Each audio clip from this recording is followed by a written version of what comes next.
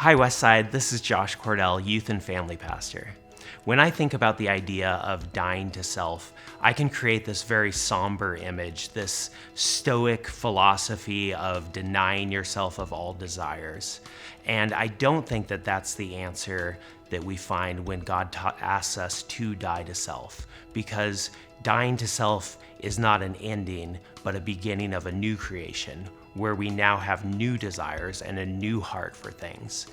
When Paul was writing to the Galatians, he said, "I have been crucified with Christ. It is no longer I who live, but Christ lives in me." Death to self is death to the selfishness of what we wanted before, and it's resurrection to the person who God intended us to be.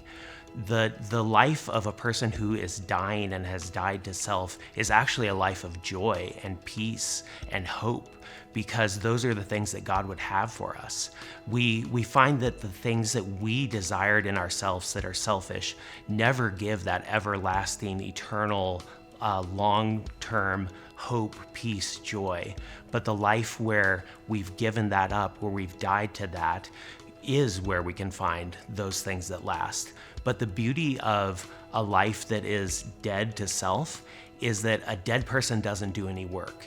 So dying to self is not this burden of I have to continually die to self. We die to self and then we submit to God and we allow God to do the work in us. Dying to self is actually a relief. It's a release of the pressure, the things that we thought we had to be. And now we get to be who God intended us to be. After we die to self, we get to live as the resurrected person who Christ has called us to be, the significant person that we were designed to be, that sees the world with the abundant love that God has for the people around us. So my prayer for us, my prayer for you, my prayer for me is that we would continue to die and give all of it to God and allow Him to guide, Him to direct, and most of all, that we would have new eyes and a new heart and a new mind for the world, where we would see the people around us as Christ sees them, and no longer the way that we saw them as our old self when we were so just about us. Dying to self is about living for God and abiding in Christ, which means that Christ does the work and it's not our burden to bear.